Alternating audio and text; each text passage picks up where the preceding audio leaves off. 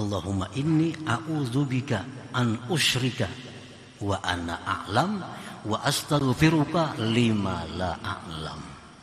Disuruh Nabi Abu Bakar baca doa itu, niscaya riya itu akan hilang daripada hati engkau. Nah, para muhibbin rahimakumullah. Jadi artinya bahwa menghilangkan riya ini itu belum cukup hanya dengan ilmu-ilmu. Perlu doa. Walaupun kita sudah menyembunyikan ibadah kita, jangan sampai orang lain tahu. Nah, kemudian kita sudah berusaha bahwa agar ibadah kita ini cukup hanya Allah yang tahu, ditambah lagi doa. Allahumma inni a'udzubika an usyrika wa ana a'lam wa astaghfiruka lima la a'lam. Ini tiap sembahyang baca 5 kali sehari misalnya, habis sembahyang sekali, habis sembahyang sekali. Ya Habibi, jangan lupa tonton, subscribe, like, and share.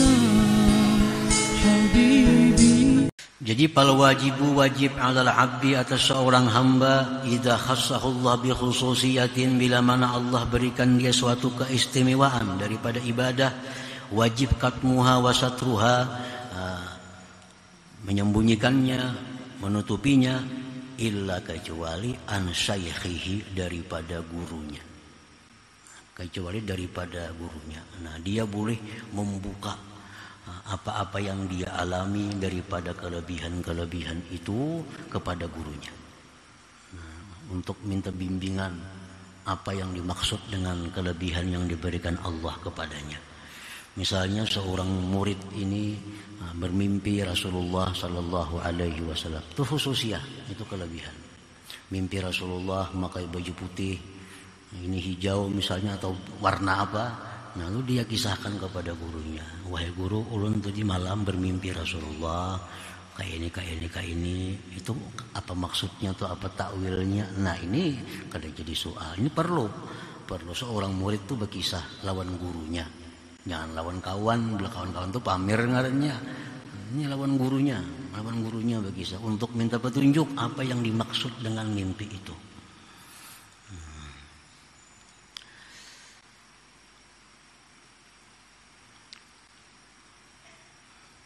Illa an syaikhihi, kecuali daripada gurunya, au muridihi, atau daripada muridnya. Nah, seorang guru itu bisa membuka khususiyahnya kepada muridnya, tapi kada semua murid yang bisa dibuka kelebihan si guru itu.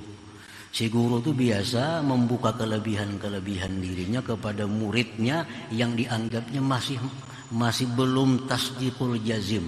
Si murid ini belum punya keyakinan yang mantap dengan gurunya. Lalu dibuka oleh gurunya supaya si murid itu dengan gurunya punya keyakinan yang mantap bahwa guruku ini benar.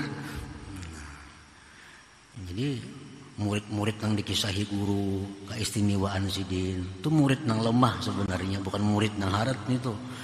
Kalau murid yang sudah sempurna, murid yang sudah mantap, itu guru kada akan mengisahkan kelebihan-kelebihan yang diberi Allah kepada gurunya dengan murid itu. Karena guru sudah tahu muridnya sudah punya tasdiqul jazim, sudah punya keyakinan kuat terhadap gurunya. Kada perlu lagi dikisahkan itu.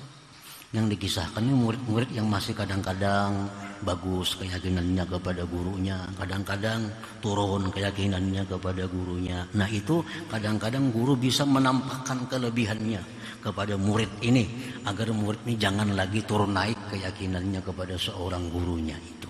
Itu seringkali terjadi dan dialami oleh para guru-guru kita.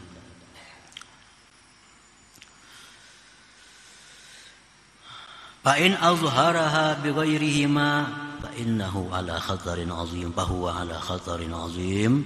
Nah, jika dia menampakkan kelebihan-kelebihan tadi bukan kepada gurunya, bukan kepada muridnya, nah maka orang ini dalam bahaya yang besar.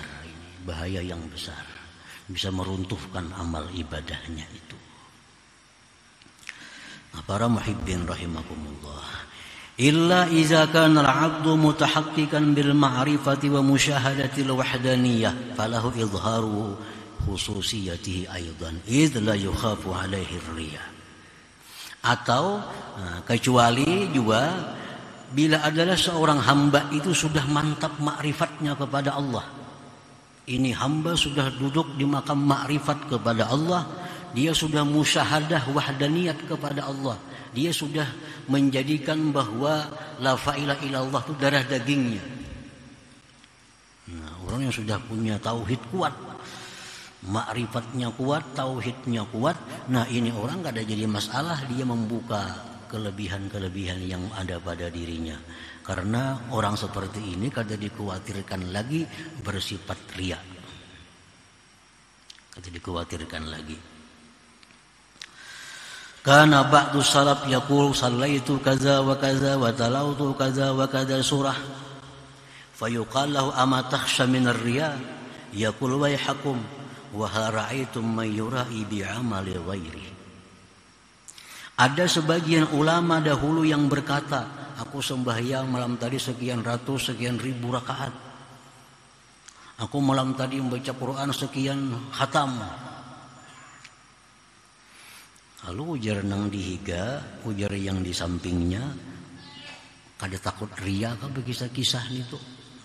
Kada takutan kalawan riya bagi kisah nitu.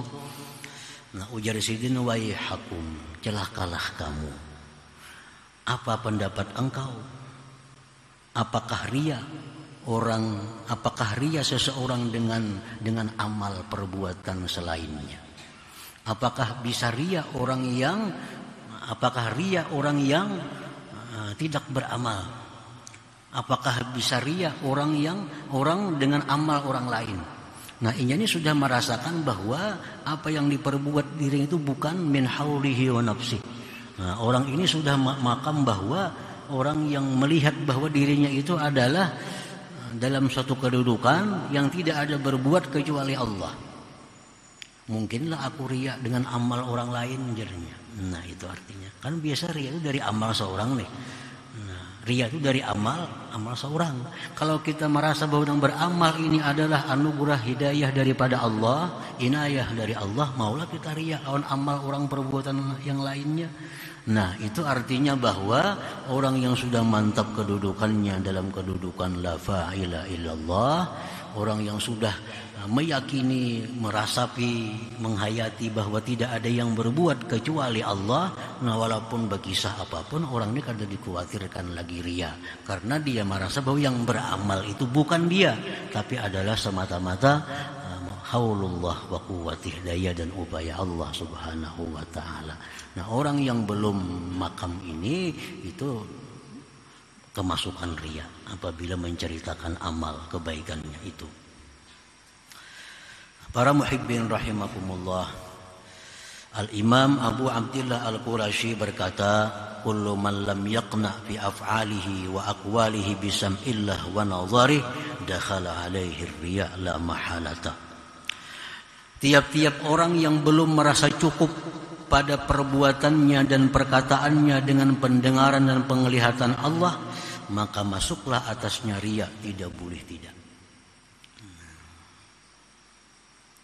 Orang yang belum merasa cukup dilihat, didengar Allah, nah, orang ini pasti kemasukan riya. Nah, artinya kalau kita sudah merasakan bahwa cukup Allah yang melihat, cukup Allah yang mendengar apa yang ku perbuat, nah orang ini bisa hilang riya daripada dirinya. Kada penting selain Allah mengetahui amalku, kada penting selain Allah melihat amalku, kada penting selain Allah mendengar apa-apa yang ku baca. Cukup aku Allah yang tahu. Nah, kalau orang punya keyakinan demikian, orang ini kada akan masuk riya. Nah, para muhibbin rahimakumullah. Jadi perkara riya ini perkara yang berat, bahkan sangat berat, dan wajib kita menghilangkannya daripada hati kita. Oleh karena itu para ulama berbagai macam cara, berbagai macam teori untuk menghilangkan riya di dalam hati ini. Baik lewat ilmu atau lewat amal, baik lewat ilmu atau lewat doa. Kedua-duanya jalan. Salah satu amal artinya supaya jangan riya, disembunyikan. Nah, itu satu, menghilangkan riya ini. Disembunyikan bila beramal kebaikan, sembunyikan amal kebaikan. menghindari riya. Yang kedua, dijelaskan tadi bahwa setiap kali kita beramal cukup Allah yang tahu. Cukup Allah yang tahu. Nah, itu ilmu. Ilmu supaya jangan riya.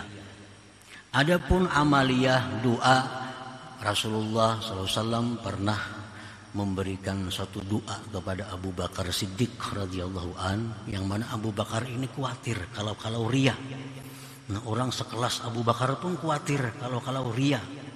Padahal ini sudah punya gelar As-Siddiq, orang yang sangat jujur, orang yang sangat benar.